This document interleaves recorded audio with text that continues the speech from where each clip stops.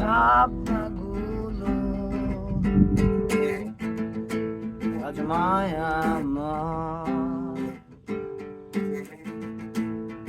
কল্পনাটা যেন থমকে রয়, যেন থমকে রয়।